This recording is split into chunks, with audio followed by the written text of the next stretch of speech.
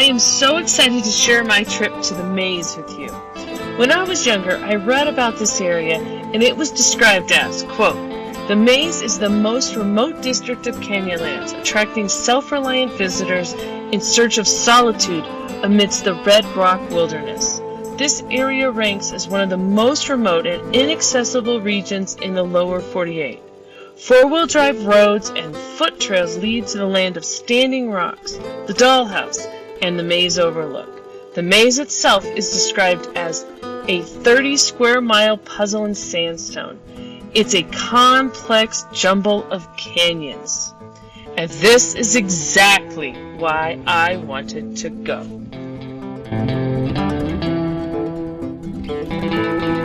Our group consisted of my husband James and I, and we were in our 2023 Land Rover Defender, which is totally stocked, except that we have BFG KO2s installed in the stock size tire. The rest of our group consisted of Glenn and Mynor, who are two of our favorite people to travel with. Glenn was in his beautiful stock 2006 Range Rover with larger than stock tires. Glenn is a great guy to travel with, and he is prepared for everything. In this case, he even brought a propane fire pit with 2 propane tanks, since fires are not allowed in the Maze District. Both Glenn and we were very loaded down in our trucks. Mynor is in his 1992 Defender. Mine is equally prepared, but he is very organized. Our trip was full of dramatic scenery, friendship, flat tires, and many, many miles of dirt roads.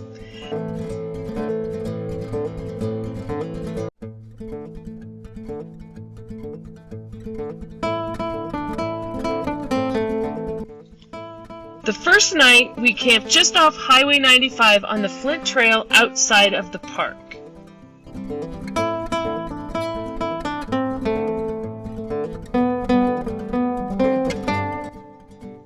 As the sun set, our first night at camp, we enjoyed homemade tomato soup with fresh baked beer bread.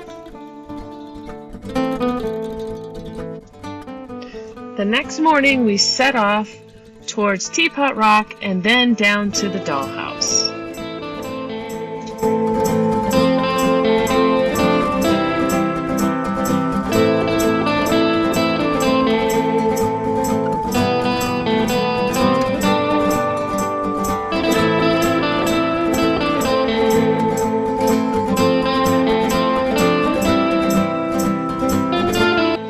I have been waiting 28 years to take this photo. As you enter the Maze District, you also encounter this sign, which is much beloved by our group.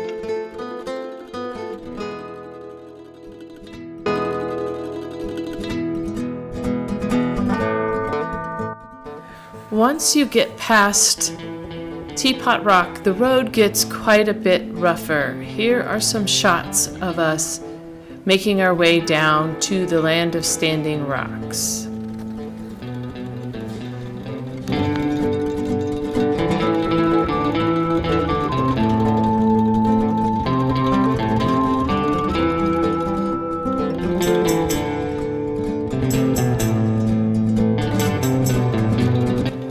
There was a lot of getting out, checking out the road, and spotting of each other as we went.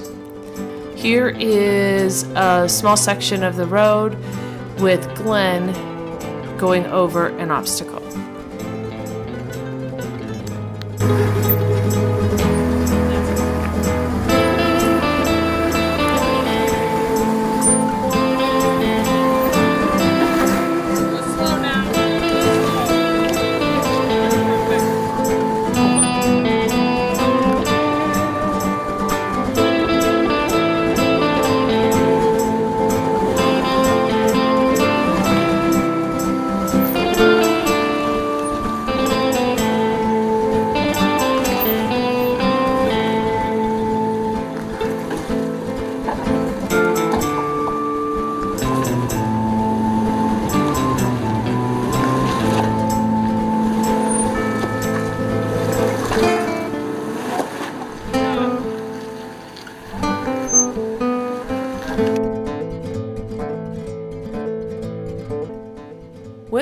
down to the Land of Standing Rocks. We made a quick stop for a couple pictures, but as sunset was upon us, we wanted to get down to the Dollhouse before dark. We got there just as the sun was setting. As we pulled into camp, Glenn noticed he had a puncture in one of his tires. We decided to deal with it in the morning. We awoke to a beautiful sunrise.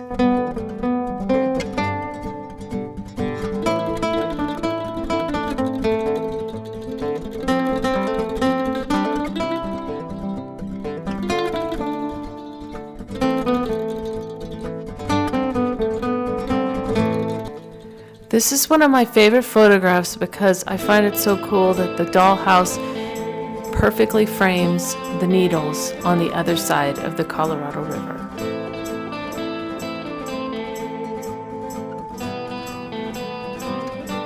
Our campsite was truly stunning.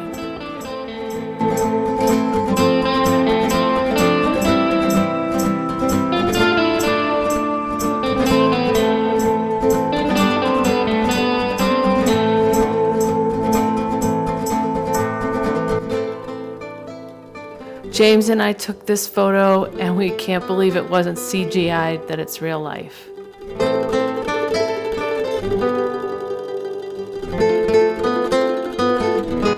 Barbie's dream house has nothing on this place.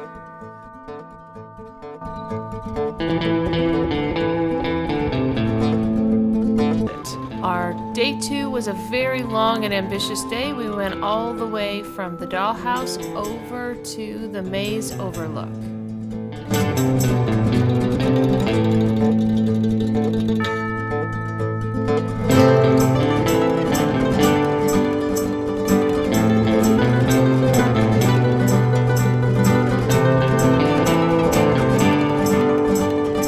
Our first stop was the Land of Standing Rocks, which we had mostly skipped the day before, and we stopped to get some cool photos in the bright sunlight.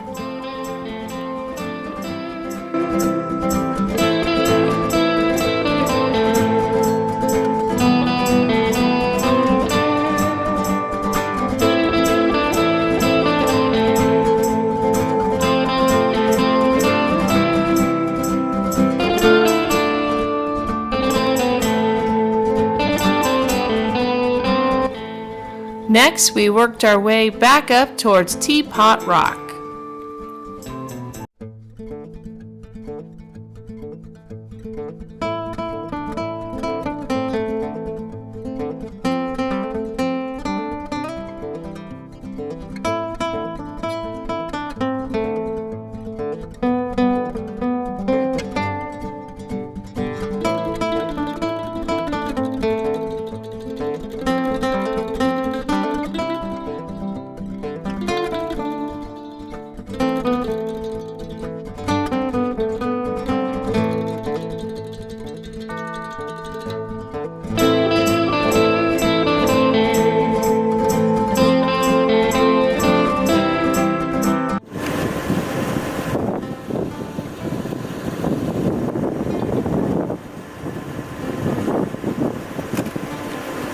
Out of my truck and I thought I shouldn't even get out of my truck without gloves on. I know. Okay.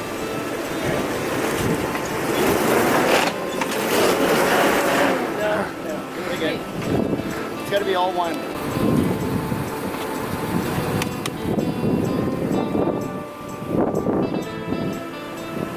How's the wheel lined up there? What? Yeah, your wheels are lined up. Yeah.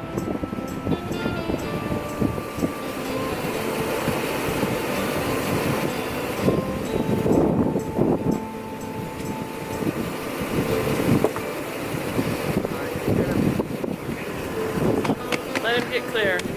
You got a big, huge rock behind you that you're going to get high centered on. That was dug out. They kicked out the big one. Yeah, so if you don't make it, stop as far forward as you can so that we can grab that big rock out of your way before we back up and do it again. But just start moving. When you start moving, you got to just keep going. Yeah. And you got a couple bumps, so it's going to feel really bad. And Your wheel feels really in the air. It's very uncomfortable. But you're set. You're totally But you're fine. stable. Yeah. Ready? Yep. Yeah. Okay. Stop. Okay. Sorry.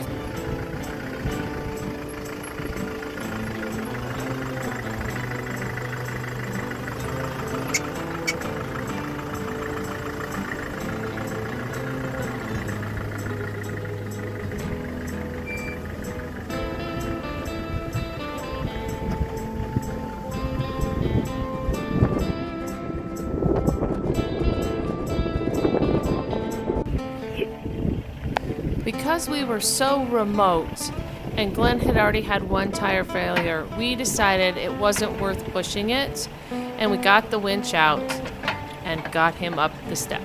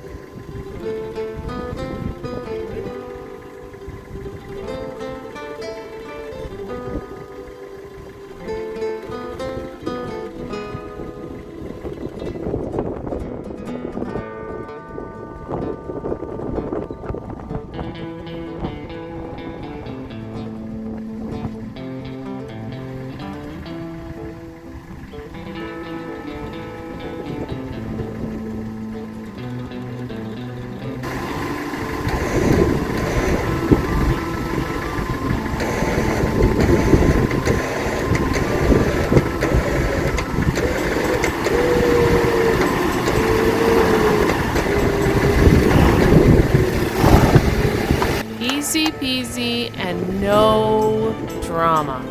You're up. After Glenn being stuck, we realized we still had about 4 hours of driving left out to the maze, so we hit it hard and only stopped a few times on the way out to the maze overlook to get some photos.